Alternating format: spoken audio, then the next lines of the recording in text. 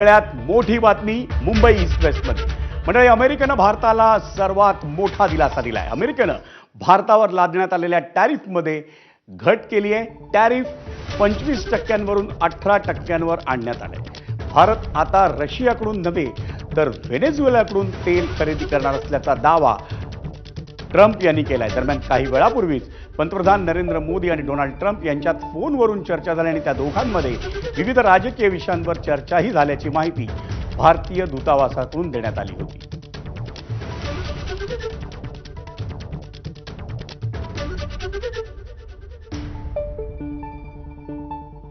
आणि या संदर्भात आपण अधिक माहिती घेऊया किंवा सविस्तर विश्लेषण जाणून घेऊया आंतरराष्ट्रीय विषयाचे अभ्यासक अनय जोगळेकर यांच्याकडून. अनय, या घडामोडीकडे पाहायचं कसं? टॅरिफ 25%वरनं 18%वर आलाय आणि ट्रम्पच सांगतायत की भारत आता रशियाकडून नाही तर व्हेनेझुएलाकडून तेल घेणार.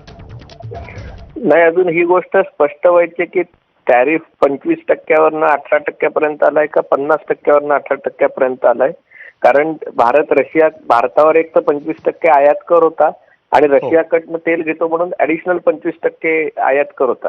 आता जे वक्तव्य आलंय ते डोनाल्ड ट्रम्प कडनं आलंय आणि त्याच्यात त्यांनी म्हटलेलं आहे की 25%वरनं 18%पर्यंत हा कर कमी करण्यात आलेला आहे. कारण भारत आता रशियाकडनं तेल घेण्याची जी व्हेनेझुएलाकडनं तेल घेणार आहे त्याच्या पलीकडे जाऊन त्यांनी म्हटलेलं आहे की भारत हा जवळपास $500 अब्ज किमतीची अमेरिकन ऊर्जा क्षेत्रातनं आयात करणारे ऊर्जा तंत्रज्ञान, कृषी आणि कोळसा या क्षेत्रामध्ये आणि त्याच्याशिवाय अमेरिकेत उत्पादन झालेल्या गोष्टी भारत विकत घेणार आहे.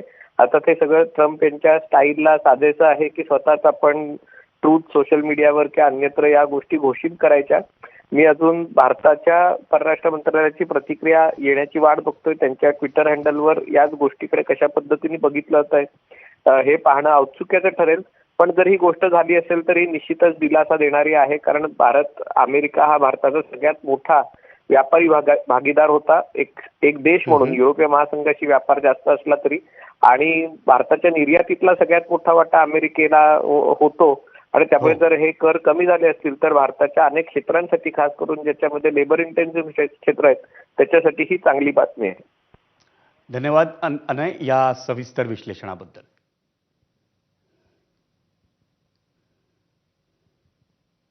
वळूयात पुढच्या बातमीकडे.